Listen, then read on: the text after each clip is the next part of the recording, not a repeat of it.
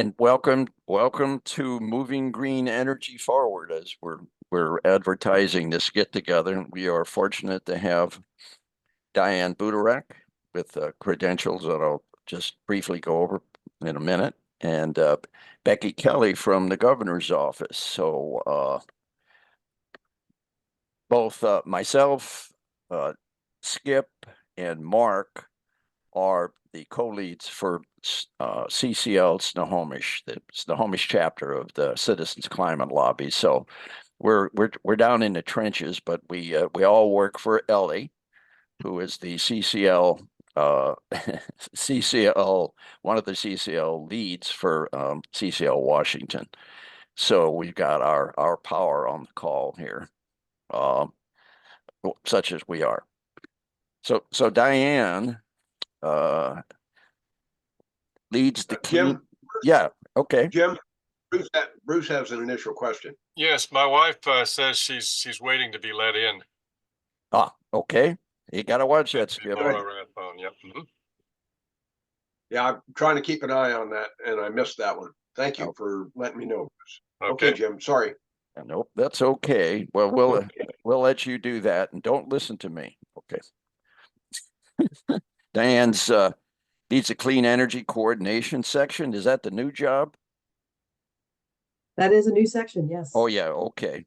For the Shorelands and Environmental Assistance Program at the Department of Ecology, and she's got a lot of street creds, MS in environmental science, certificate as a project management professional, and a certificate in wetland science and management. We got a lot of people who are concerned about ocean rise and what have you. So there may be a few others on this call who are going to be dropping in. I've invited a few others who are interested in a lot of different things. So let's press on, Diane. It's over to you. And right, and we will be watching for questions in the chat, and there'll be time. Diane believes this is going to take about a half an hour or so, and just let her get through all of that, and then we'll do a Q&A as well. So plenty of time for questions, I think. So Diane, over to you. All right, thank you. Let me go ahead and share my screen, and we will get started with a presentation. All right. Is everyone able to see the slide? Yes, ma'am. All right, great. Well, thank you again for inviting me to come here and talk about Ecology's clean energy coordination. You know, this is really something that we're really focused on, and the coordination's in the name. So it ties in really with the kind of questions you were asking about how we all work together as state agencies. So I'm going to provide a little context. I'm sure some of this is definitely well known to you all, but just to kind of walk through for those that may not be as familiar. You know, their greenhouse gas emission limits are one of the things that really is driving a lot of our work. And the Washington legislators set those emission limits in order to help reduce and combat climate change. So I think you've seen here the levels. I'm sure you're fairly familiar with that. The goal is to be at net zero by 2050. So there's a lot of work that's been happening in the state. There's a lot of ways that Washington is cutting pollution, and the goal is to cut pollution by 95% by 2050. So what you can see here on the graph is you can see the past emissions, and then here we've got the years and the actions that have been taken since then. So back in 2020, we had the Clean Energy Transformation Act. You may also hear that called CETA. We had rules passed on hydrofluorocarbons. In 2023, we had the Climate Commitment Act and the Clean Fuel Standard. 2024, the Clean Building Codes. 2025, Clean Vehicles. And then 2026, Building Performance Standards. So all of this work is driving to get us to net zero by 2025. Now, what I'll be talking about is not necessarily all of these rules and regulations which are in place, but rather specific things that we're doing to implement the siting and permitting for clean energy projects that help support getting to this net zero. So the state energy strategy, which is done by the Department of Commerce, provides a roadmap for meeting the state's greenhouse gas emission limits. And what it says is, in order to meet our climate targets by 2050, we're going to need a 6-fold increase over the 2020 levels in our renewable energy resources to meet our climate targets. So Washington needs a 20-fold increase by 2050 overall, but a lot of that's going to come from out of state. And that's going to be thanks to the regional energy markets. So there's the energy that we're building in the state, and then there's also energy coming from out of the state. And that's going together help us to meet our net zero goals. So I want to talk a little bit about a study that we did with the Department of Commerce back in 2021. The report itself came out in 2022. We call it the Low Carbon Energy Project Siting Improvement Study, or our siting study. And what we did here, excuse me, was we had a variety of ways to get input from different interested parties throughout the process to talk about ways that we can improve siting and permitting for clean energy projects. So we had an advisory board that we stood up, and that had members from industry and local government, environmental and environmental justice organizations, labor, ports, utilities, tribal government representatives, all came together as part of our advisory board to help provide us information and feedback and comments as we started to design the recommendations. We also had an interagency team made up of state agencies. We had tribal forums so that tribes could come and speak in tribal-only meetings. So we held 5 of those. And we had 3 public meetings. As a result of all the work through 2021 and 2022, we created a legislative report. That legislative report had 73 recommendations for how we can improve the siting, environmental review, and permitting for clean energy projects in Washington. So I didn't have all 73 here. We will have those links for you if you are interested in looking at those. But really, I want to talk a little bit about the goals. And I know this is a lot of text here, but I can summarize some of these things. You know, we want to make sure that we have equitable community engagement. We want to ensure that the overburdened communities are not disproportionately impacted by any of these clean energy projects. We want to improve the engagement and information sharing with tribes, and as part of our government-to-government consultation with tribes. Assisting the local governments to support clean energy and economic development in a coordinated fashion. To look at equitable economic development that supports the clean energy transition. Some of the things that you can talk about as far as recommendations are upfront planning. Upfront planning really helps make siting and permitting projects more effective, and it ensures the protection of our resources, communities, and tribal rights and resources.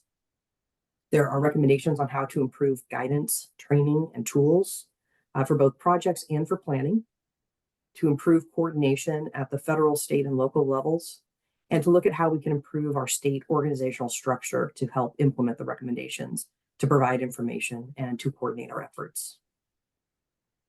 So I'm not going to go into a lot of detail on this report because that is something that we've already put out and you'll be able to reference that. What I think we're going to talk about for the most part today is the implementation of what's called House Bill 1216, the Clean Energy Project Siting. So this bill was a governor requested bill, and it states in it that the intent is to look at how to enable more efficient and effective siting and permitting of clean energy projects with the policies and investments that are going to protect the environment, protect overburdened communities, and tribal rights, interests, and resources. Those interests also include the cultural resources for the tribes. These also are bringing benefits to the communities that host those clean energy projects and to facilitate the rapid transition to clean energy that's needed to avoid the worst of the impacts from climate change on Washington's people and places.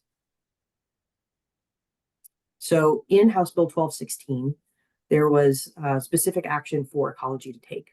So those 3 things I'm going to talk about in more detail today. The first one is leading development of 3 programmatic environmental impact statements. And I'll talk a little bit about what those are, but we call them programmatic EISs.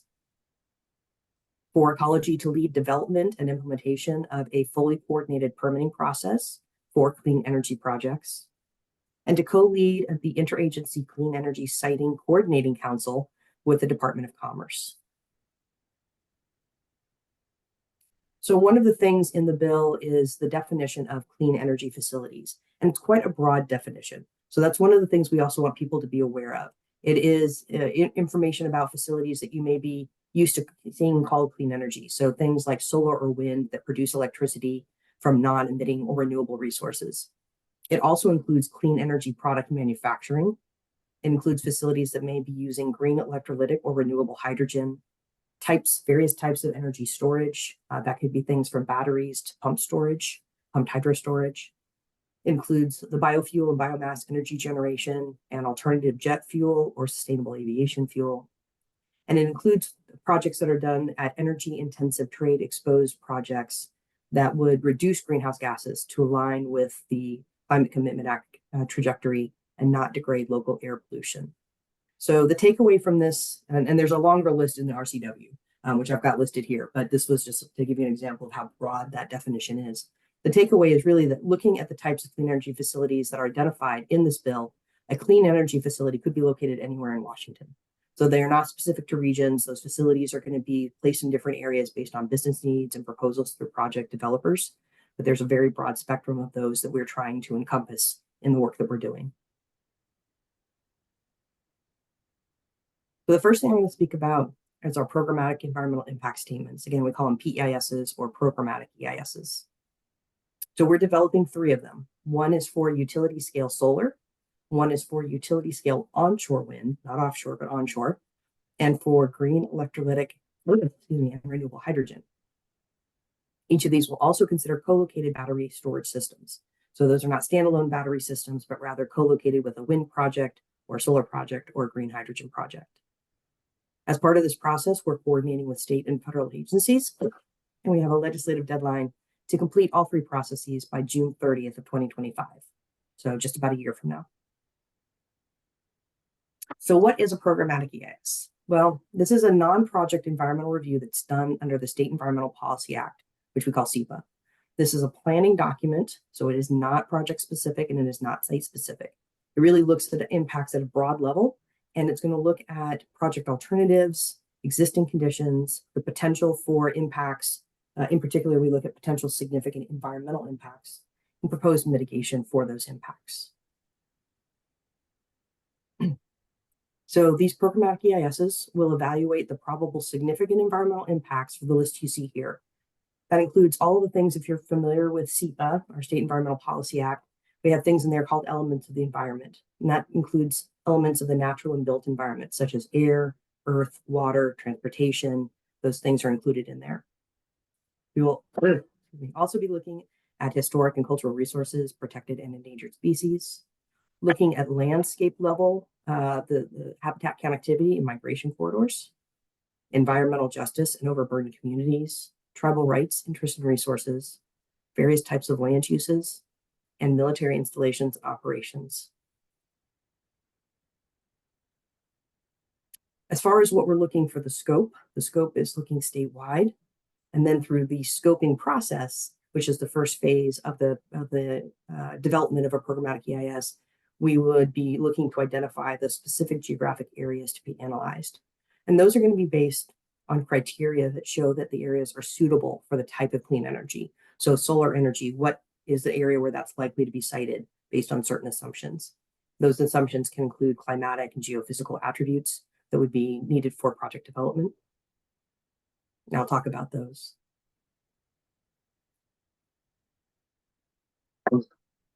So how is this planning document used? So the planning document is really providing consistency and transparency for any subsequent project reviews. Now, once a programmatic EIS is completed, it can be used by project developers, the applicants, to design their proposals and to choose sites that are going to avoid and minimize impacts from the very beginning, and to develop their mitigation plans. So it helps provide information on the potential for impacts so that they can make a choice when they're making the siting and design decisions to avoid those impacts as much as possible, minimize them. And if they're not able to, then it provides information on how they could mitigate those impacts if that's possible. Local governments will also be using this for their local planning processes, for information for tribes and the public.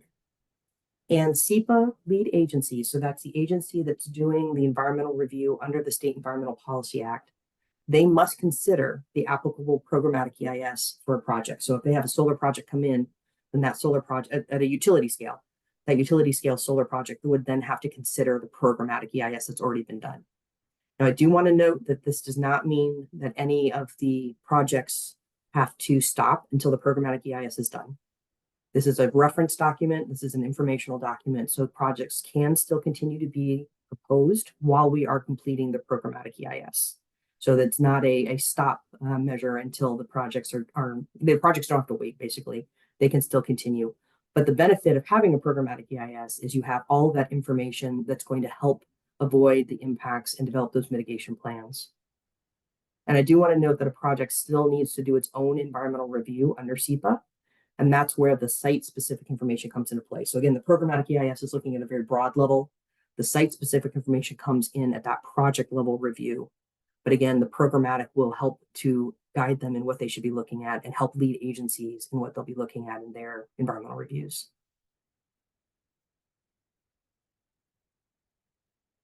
As far as the timeline, as I mentioned, we have a legislative deadline. So we have completed already the scoping for the utility scale solar and the utility scale onshore wind. We just finished on April 18th, the scoping for the green hydrogen programmatic EIS. Now, scoping is the first phase in the process. That's where we put out information about what we're going to be looking at and get feedback. Then we'll take that and develop the information in the draft document. Now, the draft document includes the detailed analysis of impacts. It includes information on mitigation. That's going to be a very robust document. And those are going to be coming out for wind and solar in late summer of 2024 and for green hydrogen in fall of 2024. At that point, we'll have additional public comment periods. We will have public hearings. And that point, we'll then take the responses that we get, any of the comments and feedback, consider that, make changes as needed for the final documents to be released in June of 2025.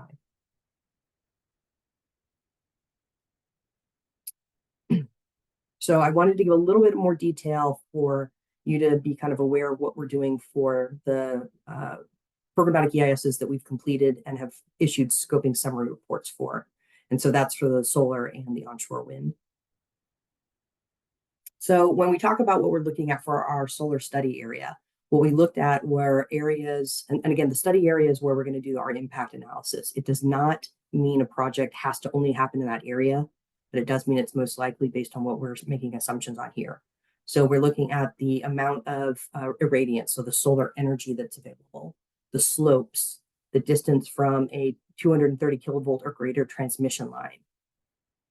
The study area excludes certain areas where this project would not be built. For tribal reservation and trust lands, tribes have asked us not to include that in the original assessment. If tribes do want to be included, they are going to let us know. But then for other areas that are excluded from the study area include military installations, the Hanford site, except for one area that's been identified where electrical projects could be built. Areas like national parks or wilderness areas, wildlife refuges and sanctuaries and state parks where these would not be eligible to be developed.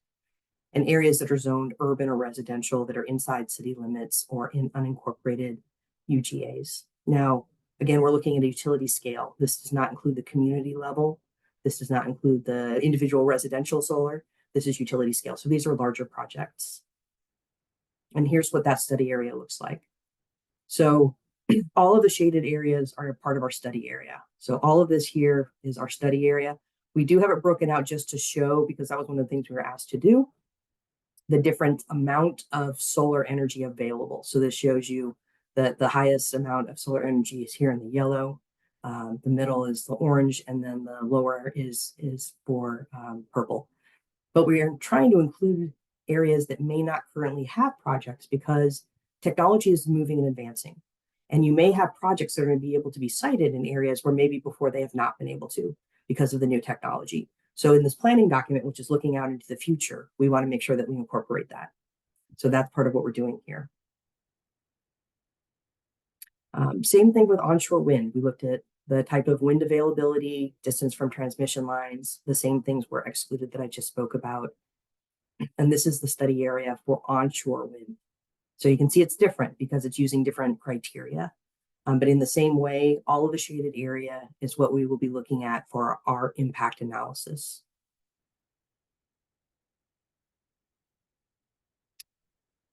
As far as what we'll be looking at for what we call alternatives, really those are types of facilities in this case. For solar and onshore wind, you can see here, we're looking at a variety of small to medium and large facilities. We're looking at facilities that have battery energy storage systems. We're looking at solar facilities and wind facilities that can be combined with agricultural uses. Now, those are called agrivoltaics. So areas where you can do grazing or crops or pollinator areas, different uses that would be incorporated into the project itself. And then we would also be looking at what we call the no action alternative. So what would happen if those were not built? So all of those are going to be analyzed in the draft documents that I said are coming out in fall and summer. And that's one of the things that we would like you to be aware of so that you can make comments, that you can be involved in the process and have a chance to comment on the documents and provide us with things to think about. So the next group of work that I want to talk about is our coordinated clean energy permit process. So Ecology has established under the bill a new coordinated permit process for eligible clean energy projects. And this includes helping with pre-application discussions. It includes the environmental review and the permit processes with state and local agencies. Tribes and federal agencies may also be involved. So for most clean energy projects, there are three pathways. When we're talking about permitting, there are three pathways that developers could choose to use. Now, those are going to be chosen based on their needs and projects because these are optional pathways under the law. So those three pathways, I think we were talking earlier and you mentioned one of these. So we have our new coordinated clean energy permit process. We have the Energy Facility Site Evaluation Council, also called EFSEC process. And we have what we are terming the local government-led environmental review and permitting processes. So those are three different ways that permits could be done, environmental review and permits could be done for clean energy projects. And they all have differences in their process and who would be the lead agencies for these, as well as other factors. So in general, when we're talking about our new coordinated clean energy process, that is led by Ecology. The benefit of that is having it led by one agency. And this is an optional process. But it would include the SEPA environmental review, as well as the permitting for state and local agencies. But state and local agencies are still making the permit decisions. Now, under the EFSEC process, this is led by EFSEC. And in this case, there are some project types that are required to use the EFSEC process, and others are optional, but most of the clean energy projects are optional. So in this case, EFSEC would do the environmental review and would make state and local permit decisions. Under the local government-led process, that's led by local government, well, as in the name, state may also be involved, but generally the majority of the work and majority of the permits are done by local government. Why didn't we put the big box in the recycle? I don't know. It's no big deal. Well, And in this case, the state environmental review is done by the city, the county for the most part. It could be done by the state, but typically it is done by city or county. And the state and the local permitting agencies make permit decisions. Now, what we've done, because we know this is confusing to have three different pathways out there, we put together a focus sheet. So EFSEC and we did a joint focus sheet that talks about what these options look like. There's a table in there with much more detail. That link is on here. So again, we'll be sending that out so that you can go and take a look at it. But just to make sure that you were aware that there are now three processes, with the new one being established by Ecology. So the purpose of this is really, again, focused on clean energy projects. So for our environmental review, that lead agency under the State Environmental Policy Act could be a local or state agency. Permitting agencies at both the state and the local level are still making decisions on their own permits. But Ecology is responsible for coordinating all this. So it's really pulling everything together into one area where we are a single point of contact, where we will be developing work plans and timelines. We'll have schedules and costs and things like that in one area. Whereas now you may have to go to different agencies to do that. We will also be handling tribal consultation with potentially affected tribes. We'll be the lead for that. And we'll be verifying that overburdened communities and vulnerable populations have been engaged through the process. Now, the process also includes cost reimbursement requirements. The applicant is funding this work. That funding is coming to Ecology, and then we would be the ones responsible for the other agencies that are involved as well. So this is a little detailed, but just to kind of show you kind of what the expectations are, we want to talk about what those process steps are for this new coordinated permit process. So an applicant would submit a written request. We would assess the project and determine if it's eligible within 60 days. And then once it's eligible, we have 30 days to convene a work plan meeting with participating agencies. So again, that's state and local participating agencies. During that, we're going to identify the type of environmental review, the timeline that's needed, types of permits that would be needed, forms, requirements, and timelines for those, and estimates of costs from the different participating agencies. And then Ecology would be publishing a final schedule that shows all of this work together in a work plan approach.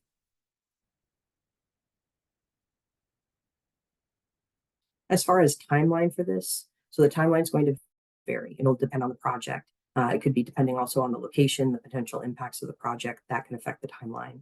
And that'll be identified for each project as part of this overall work plan that we're putting together and shared publicly. We're sharing that with, again, publicly and with agencies and with potentially affected tribes. Did want to note that there is a new timeline requirement for clean energy environmental impact statements. Those are required to be done within 2 years. All right, the last kind of bulk that I wanted to talk about of work that we're doing is our Interagency Clean Energy Siting Coordinating Council. That's quite a mouthful, so we normally call it the Clean Energy Siting Council. Do want to make sure that you understand there's a difference. Unfortunately, the names are very similar, but we have our Clean Energy Siting Council, which is a group of agencies that come together to work and coordinate. That is very different from the FSEC Council that I was just speaking about, the Energy Facility Siting Evaluation Council, which is a decision-making body that has its own regulatory process and handles projects. That is very different from what we're talking about here. This is really an interagency coordination group. So the Washington Departments of Ecology and Commerce are co-leads for this. And you can see here the list of all the agencies that are involved. So FSEC is part of the council, along with the governor's office, the Environmental Justice Council staff. I won't read everyone else on here, but you can see the list of agencies. And then we will be inviting other state or federal agencies in as needed. Let's give you a pause so you can read through the list.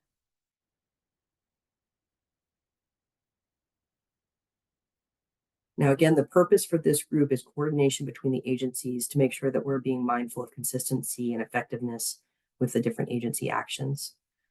One of our roles is to identify actions to improve siting and permitting of clean energy projects. Now, again, we do not make decisions on projects. This is more of a policy planning group for coordination. So we are not reviewing projects or approving or denying projects. That is not our role. But we are providing an annual report to the governor and to the appropriate legislative committees with updates on all the work that we're doing on clean energy and recommendations for clean energy efforts. And the council also advises and supports other agencies. So as we're getting together, if agencies need help, it's a forum where we can talk about that, we can share information, we can coordinate, and we can really just be very collaborative in what we're doing for clean energy. Again, we'll be sending this out, so you'll have our website link, the focus sheet that I was speaking about the different types of pathways.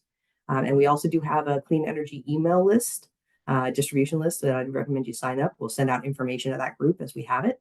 That might be of interest to you as well. And then I've got my contact information here and my team's email, which you can also reach all of us at. And that would be my presentation.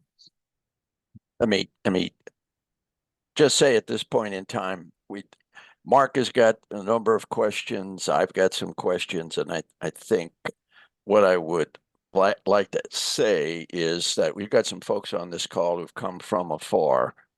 A few of them get distance awards, you know, where they're coming from to attend.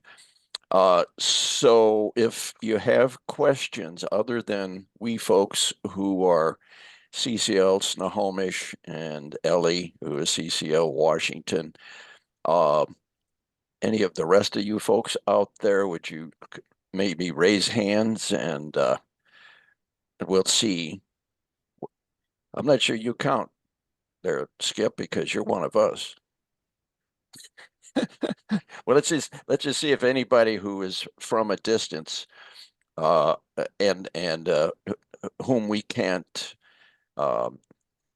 pick on Diane individually, you know, later on after the presentation here, and just ask some of our questions. How about the rest of you folks out there?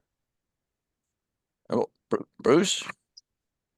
Yeah, I just wondered if nuclear facilities, either conventional reactors or small modular reactors, were considered a clean energy facility. All right, they're a little different from the ones that I was speaking about because those are required to use the FSEC process. So in that case, it wouldn't be one of the other optional pathways. So that one, those nuclear energy facilities that are generating power for the grid must use the FSEC process. Anyone else who has come from afar or who would? This was recorded. You will be able to check back on it later. I assume that also will have a copy of the slide deck, right? So there's plenty of time, and Diane has made the mistake of putting all of her contact information there so that we will we know where she is. So you'll be able to check in with her, I'm sure, and that she will in time be able to get back to you, maybe as you have some other questions and so on. Well, why don't we skip? Why don't we let you go first? Oh, you got to unmute yourself. There you go. Thank you, Jim. Yeah, wonderful presentation, Diane. I really appreciate it. It just, yeah, I just got to say that was fantastic and very hopeful. It's kind of thing we need in this state. I wasn't clear. You were saying you advise. So in the end, is it FSEC or a local project that you may advise on that makes the final decision? The town council for a local project or FSEC for the projects that have applied to them. Is it still those entities that make the final decision on the permit? So it's actually a somewhat complicated question because in FSEC's process, there is a decision-making body that goes through an adjudicated process, and that goes and then makes recommendations that go to the governor. That's part of their regulatory process. So in that case, there is a final decision maker in a sense. In all the other cases, both for Ecology's new process and for when it's done by local government, each agency that issues a permit makes the decision on the permit that itself. It's not an overall approval or denial or other action taken for the project. It's literally each of the permit agencies make their own decisions on their own permits. The project must have all of those permits in order to construct and operate. But the agencies don't do it in a single point approval or denial. It's done by each of those. So Ecology would approve ecology permits or make decisions on ecology permits. Local governments would make decisions on their permits. And if there were federal agencies, then they would also make their decisions. Okay, very good, very good. I have a bunch more questions, but I'll keep on allowing others. I've got 11 different questions, but I'll let everybody else. I knew he did ask his toughest question maybe first, and then we'll send you some stuff after the presentation, and you get to them when you can get to them. I think. Mark, you wanna do your Mark? You had 2 or 3, I think, questions. Why don't you lay those on? Yeah, I'll give you an easy one. I think it's easy. What about geothermal? It's been our impression that that's perhaps the longest permitting process out there. And it's got huge potential, and it's incredibly clean. And we're wondering why it has to take so darn long. And is that something Ecology can take on?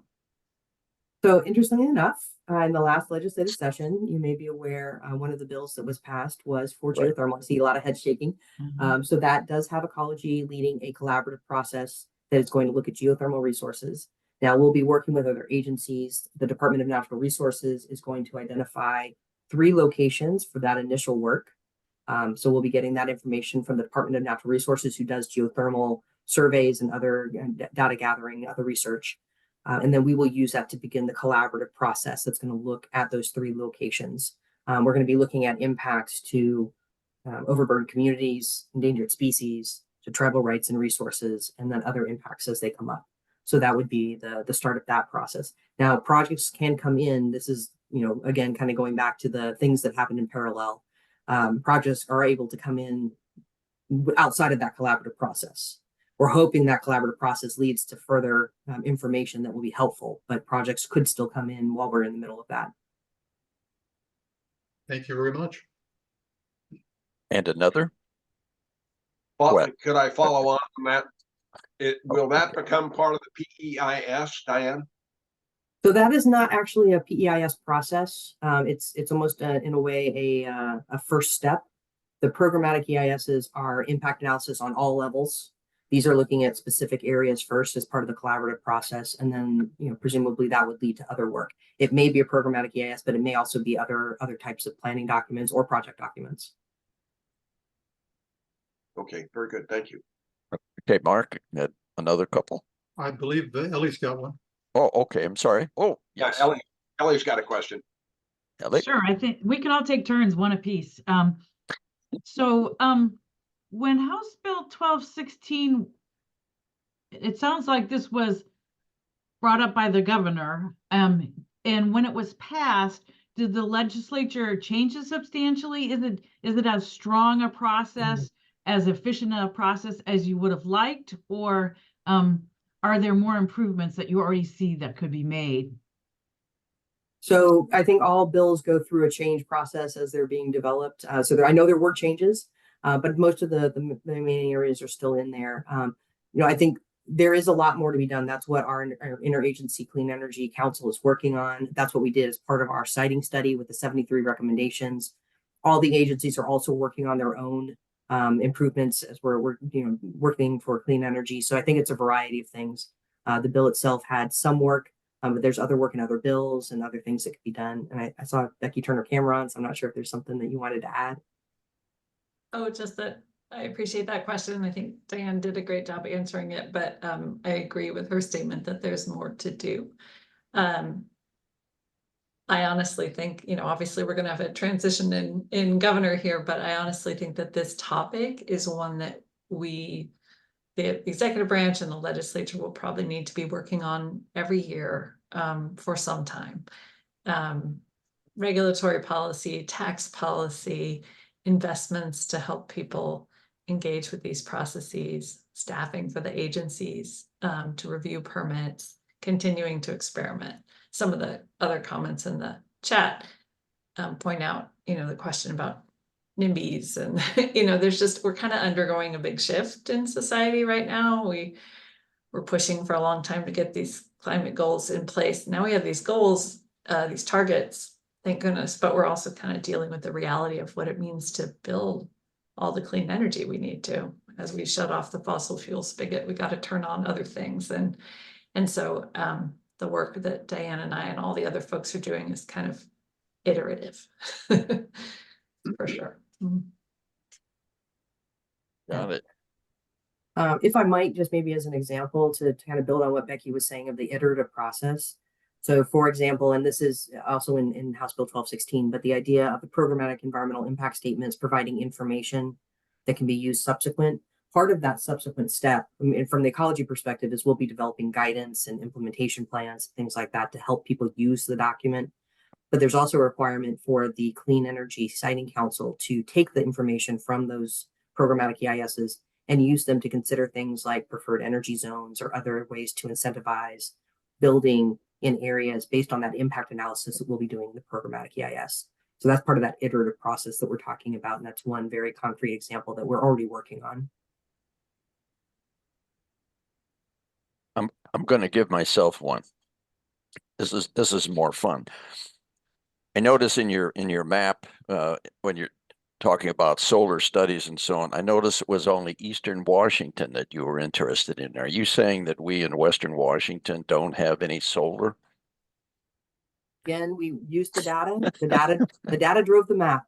So we looked at those assumptions that I was talking about. So when you look at the energy availability for utility scale solar development, and this was based on input that we got from utilities and developers, that drove the map to be more on the east side. That does not mean that there couldn't be projects on the west side. It just may not be it may not have the same availability of solar energy to it. And so that's one of those business trade-offs that developers would be looking at. Doesn't mean that we wouldn't have it. We certainly have solar energy in various areas of interest, or interest in various areas for solar energy, maybe a better way to phrase it. But when we look at our study areas for the document, we're looking at the areas that are most likely to be developed. But again, that doesn't exclude it from happening anywhere else. We've had lots of discussion with lots of people, and it just, if you're going to put certain things in certain areas, that that particular placement just seems logical. Got more sun on the eastern side, and you got more wind and the possibility of using that sort of thing in the western side. So that's logical. Thank you.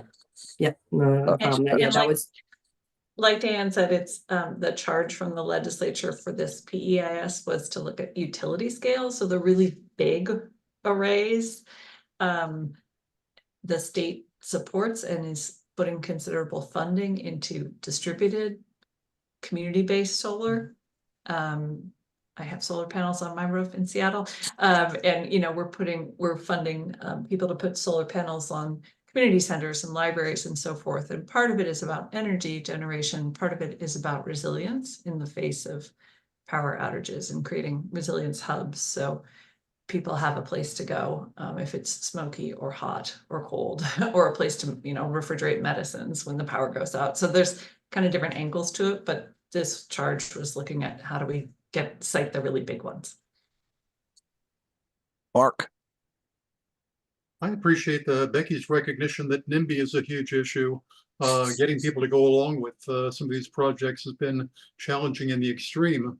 I wonder if anybody's looked at the model that was created in New York, where developers, you're smiling a little bit, developers are required in that state to first identify the community benefits. I mean, everything from potentially building a boys club to perhaps lower utility rates for the people that are in that community. They've got a whole list of things that are potential community benefits. We've never required that in this state, and I wonder if both FSEC and the Department of Ecology ought to require developers to first identify those things, because it seems to me that a community is going to buy it a whole lot quicker when they see it as being to their advantage. yeah, that's a very good point. And that is something that we've already started to look at. I think in our terms, for example, the programmatic EISs, we look at that as one of the mitigation measures that developers could do. So not to the requirement level that you're speaking of, but certainly talking about how that can be done. And we're looking at providing information on that as well. I appreciate that you're doing that. I think the reality is that if it's not required, it may not happen. And I'm just horrified that Horsehaven Hills is maybe half of what it could have been, because they didn't do a real good job of going in there with identifying why the community ought to buy it. Anyway, yes. Yes, Skip. I'll hop in real quick on that one. Diane, I think I'm trying to remember all the ins and outs of 1216. I think there was a time when some organization, maybe it was the county association, was interested in seeing required community benefit agreements, and that was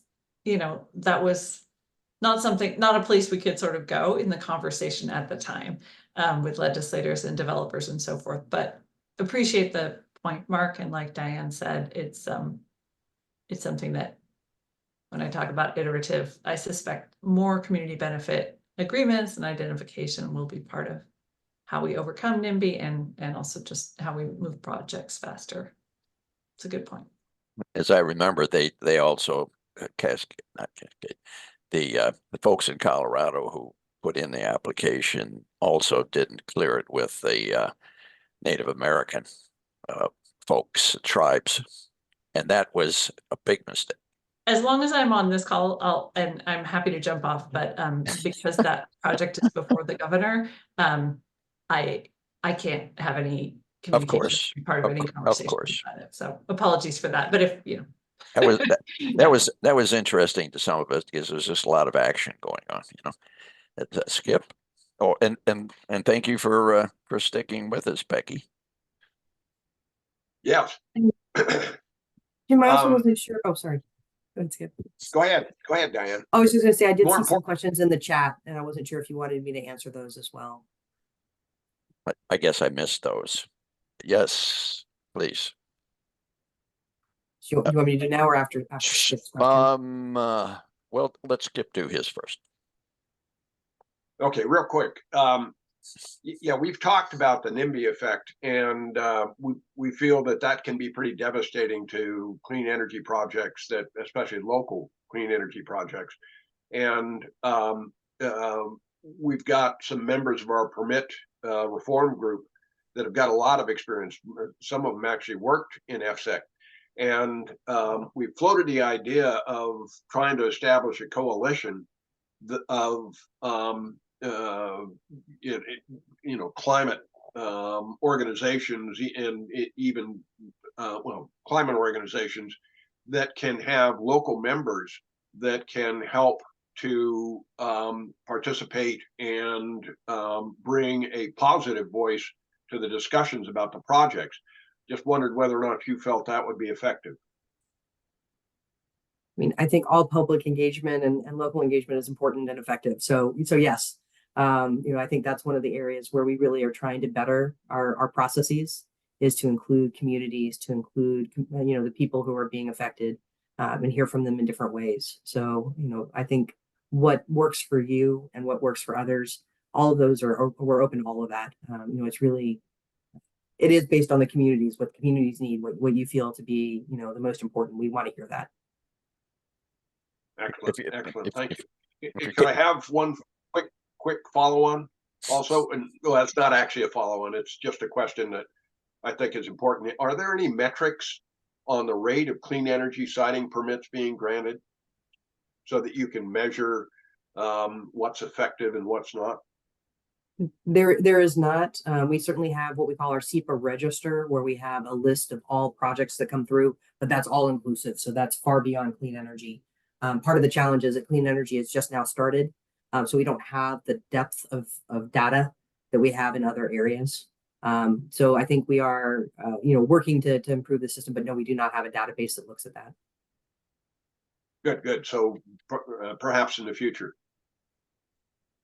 So Very good. Thank you, Diane. If you're looking at the chat, Diane, if you got Yes. something there you can pick out.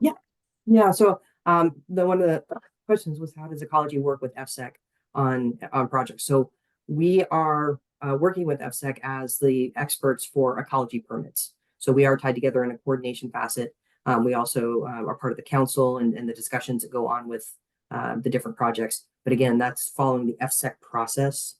So they are issuing the permits. Ecology is providing the expertise based on what our areas of expertise. And so that's really where we work together with them, but that is through the FSEC process. So that was one of the questions. The other one was about transmission lines. I can't really speak to this in detail, except to say that in addition to our 3 programmatic EISs that we are doing, FSEC was also tasked in House Bill 1216 to do a programmatic EIS for transmission lines. And so they are working on that. But I can't give you any updates on those. That's interesting. Just really quick on transmission. It is a huge issue. It's a really good question there. And I think it's becoming I know it is becoming a focus nationally because it is fundamentally, core societal infrastructure. And so I know that the White House is working to convene states and talk about sort of a more systemic and national approach to transmission. So it's kind of the next big thing connected alongside these clean energy projects. It's a lot of the delay. For sure. We have a lot of projects all around, but if they're not connected, the grids aren't going to work, right? I'm going to give myself one here. So there was one last one in the chat. Oh yeah, okay, go and ahead. this might be actually informative. So it says, is there a length of time that Ecology is targeting for their permit process? No. So, I think this one is going back to that very broad list of types of facilities that are considered clean energy. It really does depend on the project. So some can be quite simple. We have a variety of ways that we can do environmental reviews and permits.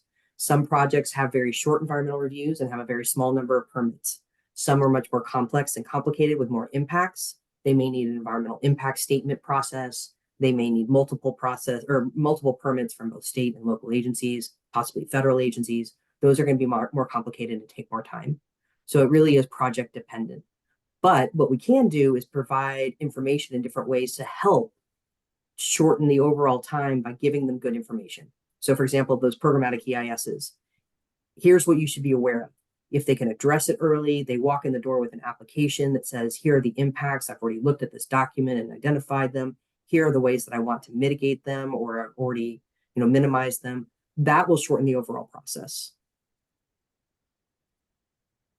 Just a quick one here from me. Some of us former military folks here, and I was a planner with the Strategic Air Command for a little while, and I noticed that, I mean, part of what we did was take a look at infrastructure and those type of things, you know, as to the vulnerability and what have you. I also noticed in some of the things that I've been reading that indicate that the military is sometimes attends some of these meetings. What I do. Yes. what kind of input are they looking for, or why would they do that? I'm just kind of interested. Are they Sure. Well, are they looking as at the strategic piece of, you know, like transmission lines and, you know, concern about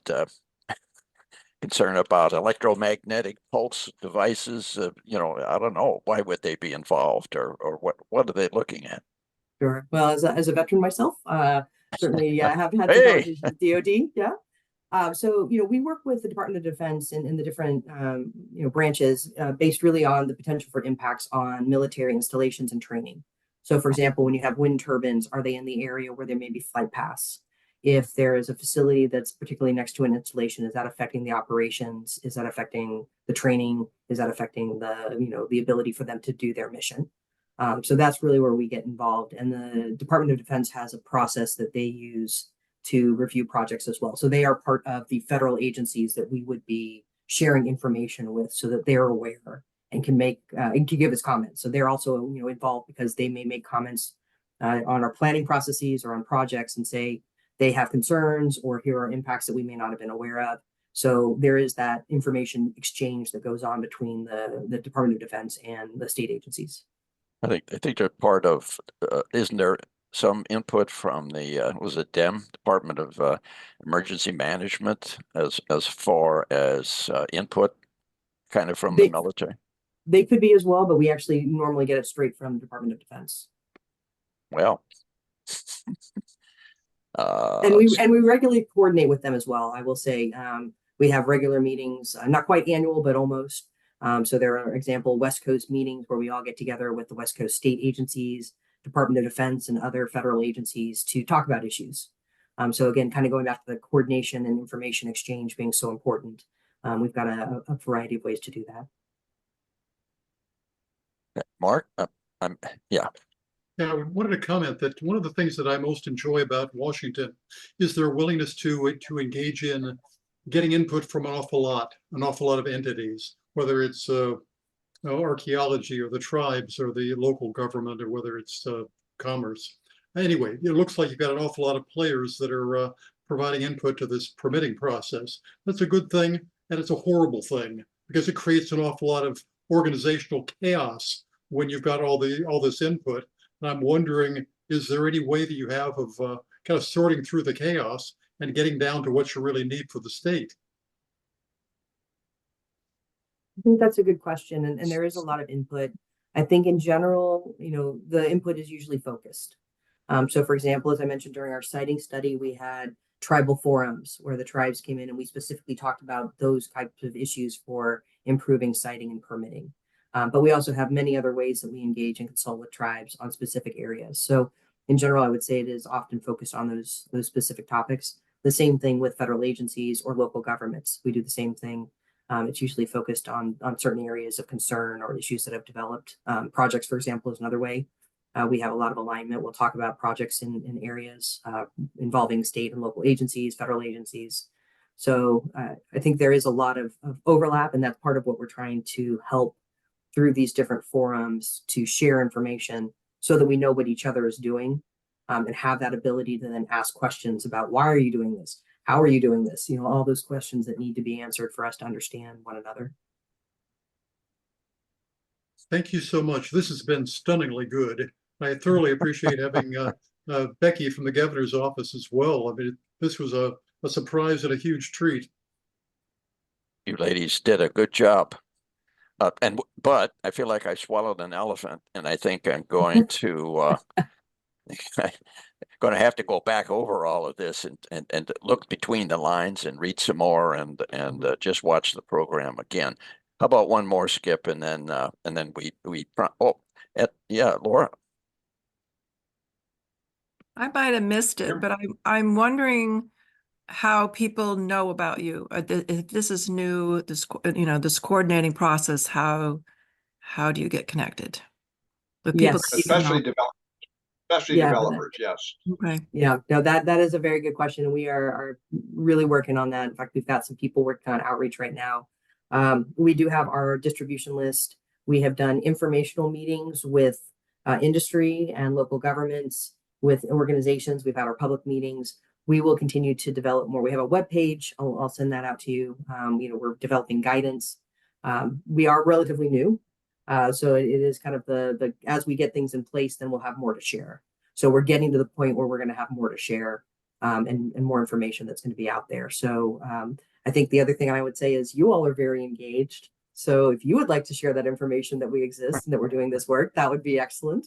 And these kind of forums are really a great way to provide information, but also to get feedback from you and to tell you what we're doing. So again, very much appreciate being invited to speak today. We expect there'll be a lot of play on the recording. I think there'll be I think be a lot of people who will want this, once they understand what was covered here. This has been Excellent. awesome.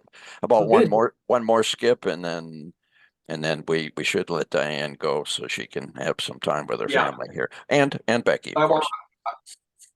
Thanks, Jim. Yes, I also want to thank Diane for joining us. This has been fantastic. I really appreciate it. You taking your time, especially this late in the day. And I'll ask two questions real quick that I don't expect you to answer here, but when there's, it's just too complicated. When there's a conflict between FSEC and the Clean Energy Siting Council, and it goes to the governor, does the Clean Energy Siting Council have any weight, or does FSEC still just say no? If we've heard your arguments, or we for whatever reasons we feel that we can't grant the permit. That's a difficult question. So if you want to answer that later, you can. I can answer that. I can answer that a little bit because they're very different councils. Unfortunately, they both have the same name, but they're very different in function. So the Clean Energy Siting Council is really just coordination with agencies, including FSEC. So we all get together and talk and share information, but we aren't making decisions. And we certainly are not talking about projects specifically. FSEC does have that regulatory responsibility for the projects, for the environmental review and the permit process, and develops the recommendations. So that is completely different in the way that the councils work. I will say the agencies are involved in the FSEC process. As I was mentioning, Ecology is involved because we have the permit expertise, so we contribute, as does Department of Natural Resources or Department of Fish and Wildlife, Department of Archaeological and Historic Preservation. All of those agencies work with FSEC, so it's not a standalone. It's just a different process, if that makes sense. Yes, it does. Yes, it does. Thank you. And the last one is: are you finding that hiring skilled personnel is a limiting factor right now on your ability to make all this happen, to perform your work? That's a really good question, and I think in general, yes, there are limits because there's so much demand for clean energy right now at various levels, and all the different things that we're doing. Not just the state, but the federal level, internationally. So there's just a large demand. But I will say that we have been successfully hiring very experienced people with great knowledge and abilities, and then we'll be continuing to hire as we move forward. So I would say that that's somewhat of a challenge that state agencies in general have. But that we, continue to get great people. Thank you all. Very good. Yeah, I understand FSEC has got that problem as well. But thank you again very much, Diane and Becky, for joining us. This is fantastic. I wanted to say one last quick note. Well, first of all, thanks to all of you for being active in climate issues in your community. That's always where the rubber meets the road. So thank you. Thanks to Diane for her leadership on this work and doing such a great presentation. And then, Diane is in a regulatory agency. I have a little bit more latitude. So I wanted to say in response to one of the things that you raised, Skip, I think it's a fantastic idea to have community-based organizations participate in local or state permitting processes, to communicate with your legislators about these issues that you obviously care about, took time to learn about tonight. And I think it is really important for people to know that there's, what are they called? The YIMBYs, the yes in my backyard. Because, you know, that's, you come at it obviously based on the name of your organization, which I know from a perspective of what we need to build and accomplish in order to meet our decarbonization goals. And it's important for that perspective to be heard. So I love the idea. There are advocacy groups who have been involved in Olympia in helping pass this legislation at the state level. There's kind of a coalition of folks who advocated on the governor request legislation, combining clean energy companies, labor unions, and conservation organizations. And that's been incredibly important to having some of these bills passed and having improvements made. But there's probably as great a need, or maybe even greater, at the local level. Elected leaders need to know that their constituents are interested in supporting clean energy, which is never to say that all the other things shouldn't be taken into account. Part of the work we're working on here is how you engage community and tribes and overburdened communities and really make it into what it is, which is a societal challenge we're trying to solve, and how we can do that more equitably than we have done it in the past. So it's great work. Thanks for being part of it. Would you pass on to the governor that he can't leave office until he makes sure that there's been continuity between the next governor coming in and all this stuff that he set in motion here? Because a lot of us are a little afraid that it isn't going to get the emphasis that he's put on it.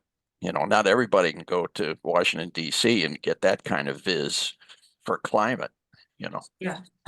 Or will do. The governor's whole team is very focused on as strong a transition as possible and leaving climate work well staffed, well explained, invested in. We share your desire, so we'll all put our heart into it the next 7 months. You tell him that we're watching him. Okay. All right. Thank you all. Thank you for coming and giving the presentation. Thank you all for being here with us tonight. It was, as Mark said, this has been awesome. Absolutely awesome. Yeah. Thank you so much. Thank you all as well. Very much appreciated, and Thank you, Becky. I look Thank forward you, to talking to Diane. you. Good night. Have a good evening. Right now. Good night. Thank you so much.